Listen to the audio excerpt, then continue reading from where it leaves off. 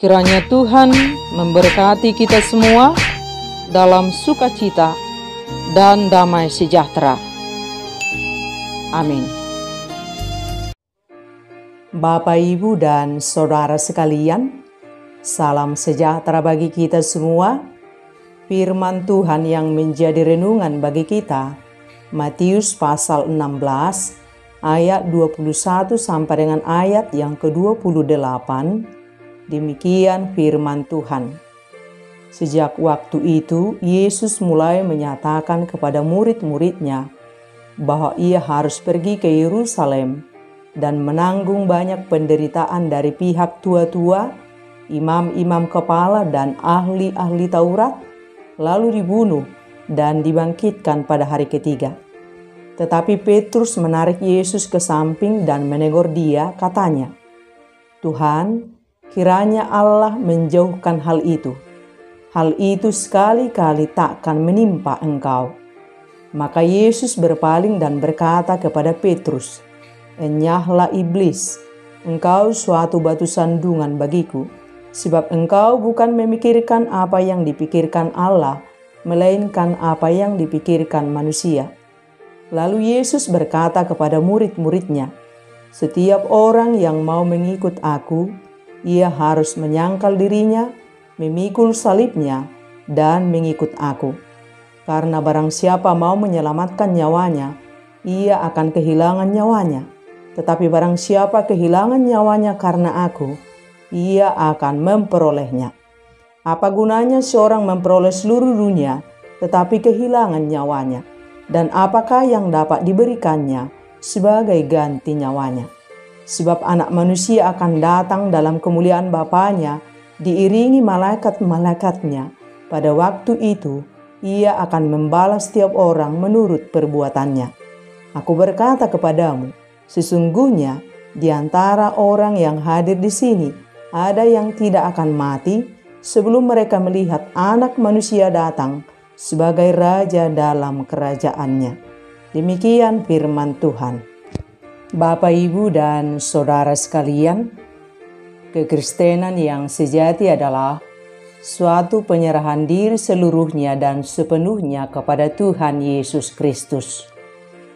Dan Tuhan Juru Selamat kita tidak mencari pria atau wanita yang hanya memberi waktu luangnya pada malam hari atau waktu liburannya atau waktu masa pensiunnya kepadanya. Ia mencari orang-orang yang mau menempatkan dia pada tempat yang terutama di dalam kehidupan mereka. Sekarang ini ia sedang mencari orang-orang yang tidak hanyut tanpa tujuan pada jalannya. Ia mencari pribadi-pribadi, baik pria atau wanita, yang bersedia mengikuti jalannya secara total. Pria dan wanita yang mau mengikut jalan Yesus harus membuat Yesus sebagai pusat hidupnya. Dan ini bukanlah perkara mudah di dunia zaman ini, di mana orang-orang hidup berpusat pada dirinya sendiri. Cinta diri sendiri adalah rintangan yang paling besar dalam menjadi murid dan menjadi pengikut Yesus. Dan saat kita telah menyerahkan hidup kita seluruhnya kepada Tuhan, barulah kita berada pada tempat yang dikehendakinya. Dan balasan yang setimpal dengan pengorbanannya di Kalvari hanyalah penyerahan diri kita seutuhnya, jiwa, roh, dan kehidupan kita kepada Tuhan. Hidup kita hanya untuk Tuhan. Dan bagaimana kita dengan sungguh-sungguh untuk menjadi murid dan pengikut Kristus? Mari kita perhatikan dalam firman ini. Tidak lama setelah pengakuan Petrus tentang kemesiasan Yesus, inilah pemberitahuan pertama kepada murid-murid bahwa Yesus akan mengalami banyak penderitaan. Dan secara manusia hal itu aneh. Masa Yesus yang selama ini bisa melakukan berbagai mukjizat yang luar biasa, kok harus menderita? Makanya Petrus dengan pikirannya spontan mengatakan, "Tuhan, kiranya Allah menjauhkan hal itu. Hal itu sekali-kali takkan menimpa engkau."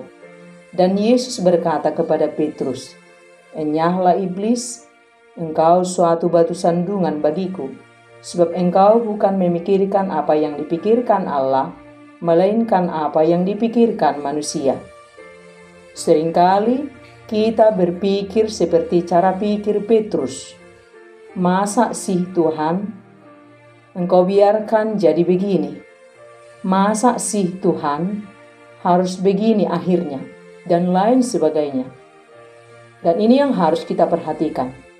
Pikiran Tuhan berbeda dengan pikiran manusia.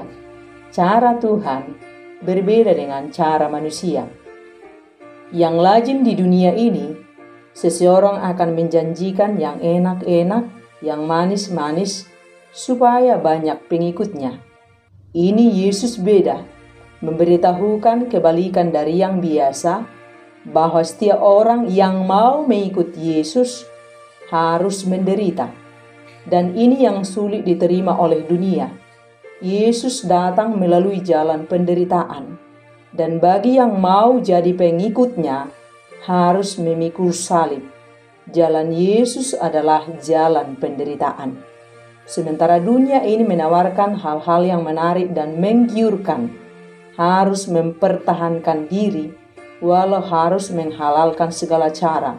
Yang penting sukses, yang penting berhasil, yang penting kaya raya. Tetapi apa gunanya seorang memperoleh seluruh dunia, tetapi kehilangan nyawanya? Dan apakah yang dapat diberikannya sebagai ganti nyawanya? Dan ini yang sangat penting kita perhatikan. Tugas panggilan hidup kita ke dunia ini adalah untuk hidup dalam kebenaran, menjadi hamba kebenaran. Tuhan Yesus mati di kayu salib untuk menebus kita dari ketidakbenaran dan dibenarkan. Selanjutnya bagian kita adalah jadilah orang benar, jadilah hamba kebenaran, jadilah murid dan pengikut Yesus yang benar. Dan ini yang sangat penting kita pahami dengan benar-benar, supaya kita tidak punya pemahaman yang keliru. Kalau ikut Yesus pasti kaya, pasti sukses, pasti sembuh, pasti berhasil, dan lain sebagainya. Dan untuk menjadi murid dan pengikut Yesus, ada syarat yang harus dipenuhi. Dan jika kita tidak memenuhi syarat itu, kita tidak layak di hadapan Tuhan. Dan dalam firman ini ada beberapa tuntutan Yesus sebagai syarat murid dan pengikutnya, yakni menyangkal diri, memikul salib, dan mengikuti Dia. Setiap orang yang mau mengikuti Aku, ia harus menyangkal dirinya, memikul salibnya, dan mengikuti Aku. Menyangkal diri artinya melupakan kepentingan sendiri dan ada penyerahan diri sepenuhnya kepada Tuhan. Menyangkal diri menempatkan kebenaran dan kehendak Allah lebih tinggi daripada keinginan pribadi. Menyangkal diri berarti menaklukkan diri kepada Tuhan Yesus sehingga kita tidak punya kuasa lagi atas diri kita. Menyangkal diri artinya mengatakan tidak kepada diri sendiri dan ya kepada Allah. Menyangkal diri melupakan keinginan daging dan menjadikan Tuhan hal yang paling penting dalam hidup kita. Mengosongkan diri dan Allah menjadi segalanya. Dan ini bukanlah perkara mudah, karena kita sudah terbiasa hidup melakukan apa yang kita anggap gampang dan menguntungkan untuk diri kita sendiri, tanpa mempertimbangkan apa yang sebenarnya diinginkan oleh Tuhan dalam kehidupan kita.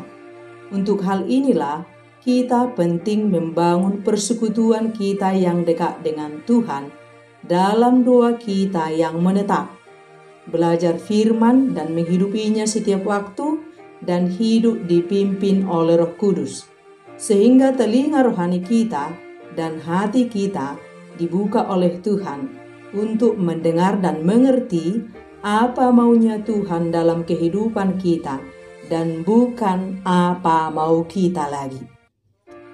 Sadarkah kita, bukankah selama ini kita hidup hanya untuk diri kita sendiri?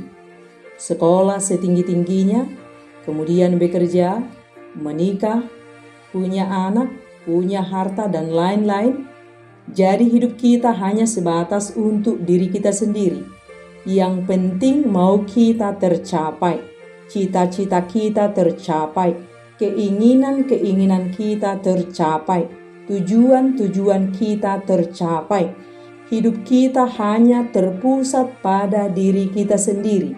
Dan kita berada pada dunia di mana kita manusia hidup egosentris, berpusat pada diri sendiri.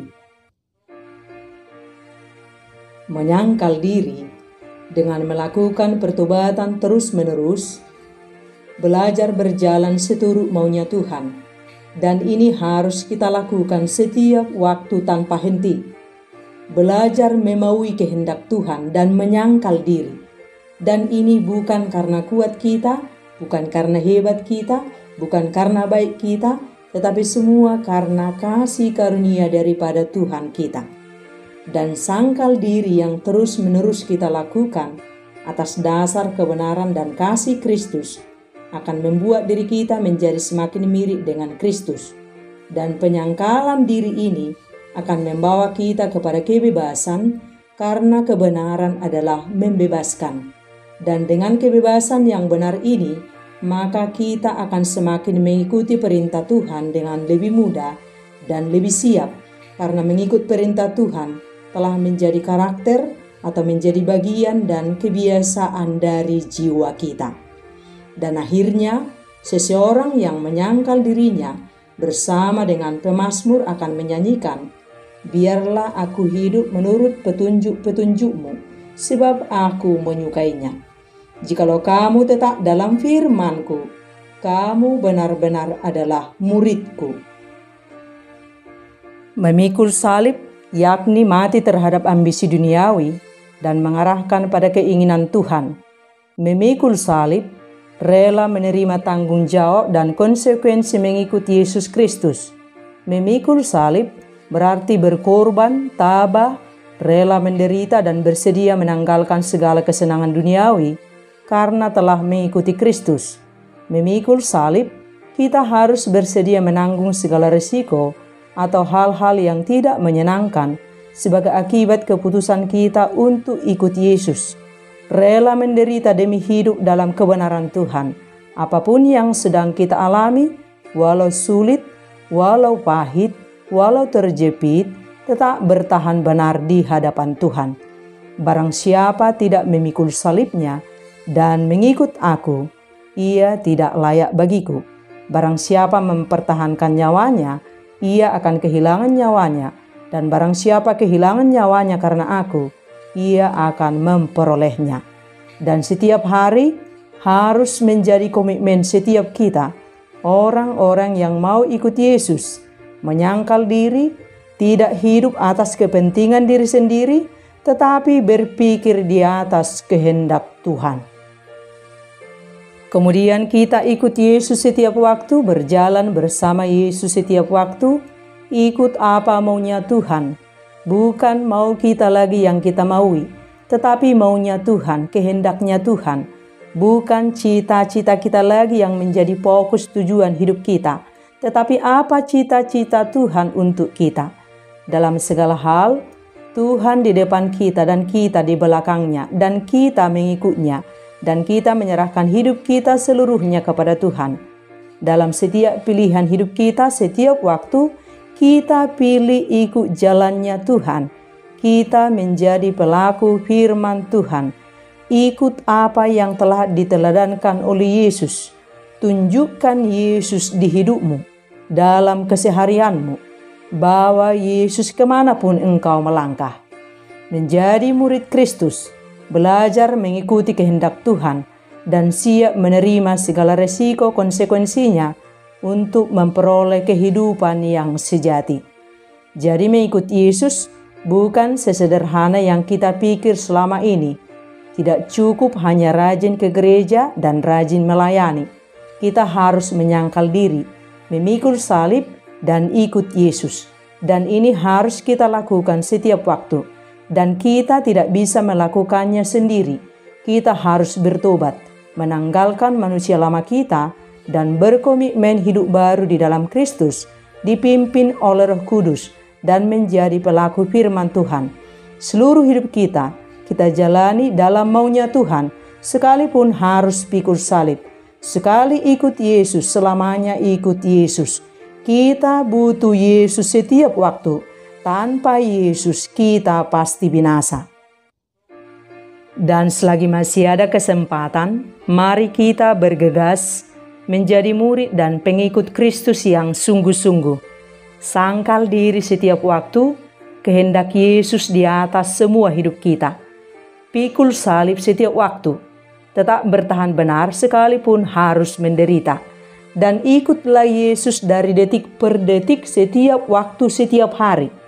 Belajar dari Yesus setiap waktu. Melekatlah kepada Yesus setiap waktu. Dia akan tunjukkan jalan kebenaran dan kita memperoleh kehidupan yang kekal. Hidup kita ada di tangan Tuhan, sudah diatur oleh Tuhan, telah dirancang dengan sempurna. Bagian kita, ikuti dan berjalanlah bersama Tuhan. Amin.